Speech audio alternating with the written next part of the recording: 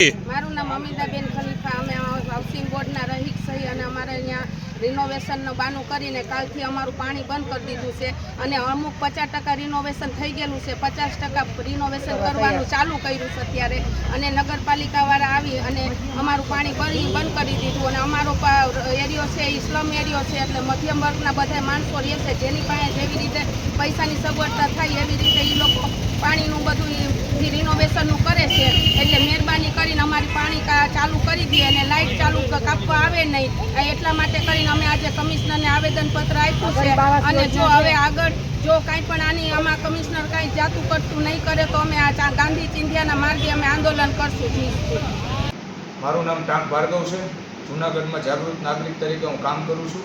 આજ રોજ અમારા વિસ્તારમાં ગુજરાત હાઉસિંગ બોર્ડ સોસાયટીની અંદર મહાનગરપાલિકા દ્વારા પાણી બંધ કરવામાં આવ્યું હતું, જેથી બધા પ્રજાજનોને પાણી એટલે જીવન જરૂરિયાતની વસ્તુ હતી. એ લોકોએ અગાઉ અમને નોટિસ આપી હતી કે તમારું બાંધકામ નબળું છે, તમે બધા રિનોવેશન કરાવી લો. એટલા માટે બધાનું પાણી બંધ થયું, એટલે બધા અહીંયા મહાનગરપાલિકા આવ્યા. એટલે બધાએ અમે શાંતિપ્રિય રીતે ગાંધી ચિંધ્યા માર્ગે આવેદનપત્ર અમે આપ્યું છે. સાહેબે એવું કીધું છે કે તમારું પાણી બપોર પછી ચાલુ થઈ જશે. શું મુશ્કેલી પડે? મુશ્કેલીમાં તો એવું છે કે ઘણાને ચક્કર આવવા માંડ્યા છે, ઘણા નાયા વગરના આવ્યા છે ઘરેથી, બાળકો રહેતા નથી. અને ટૂંક સમય પછી હજી એ લોકો વીજ કનેક્શન કાપવાની વાત કરતા હતા, પણ આજની જે રજૂઆત કરવામાં આવી છે એ પરથી સાહેબે કીધું છે બપોર પછી પાણી ચાલુ થઈ જશે, તમારું વીજ કનેક્શન નહીં કપાય. જે એવા મકાનો છે કે જેમાં કોઈ રહેતું નથી અને જે ખરેખર જર્જરિત હાલતમાં છે, એ મકાનો ઉપર જ કાર્યવાહી કરવામાં આવશે. બંધ કરવાનું મુખ્ય કારણ એ છે કે મકાનો અત્યંત જર્જરિત હતા. એમાં અમુક મકાનો જે હતા કે જેના છજા આવે છે એ નબળી હાલતમાં હતા અને ક્યાંય પ્લાસ્ટર નહોતું, અમુક બેલા નીકળી ગયા હતા. એ જગ્યા ઉપર સાહેબે કાર્યવાહી કરવાનું કીધું છે. કેટલા દિવસથી પાણી બંધ છે? ગતકાલ રાતથી. સૌ જાણો છો 2023માં કડિયાવાડમાં મનોજભાઈ નમસ્તે.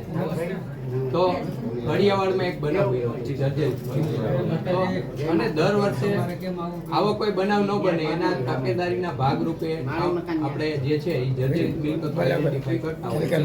હવે અમને જો આખી સોસાયટીને પાણી બંધ કરવું એ અમારું બરાબર. જો આમાં અમે ટીમ મોકલીએ છીએ અને જેના પણ જે પેલા હોય તને એ રિપેર કરાવવા સહમત હોય તો અમે આજે વાત કરીએ છીએ અગાઉ પાણી ચાલુ અને સાહેબ 50% રિનોવેશન થઈ ગયું છે, 50% થઈ ગયું. એમાં હવે એ જે છે નોટિસ આપી એની યાદી છે, એ મકાનો અમે જોવા આવશે. અગાઉ ટેમ્પરરી આમાં એક જ વસ્તુ છે, બીજા બધા બોલશો ને તો આમાં શું છે યોગ્ય મેસેજ નહીં.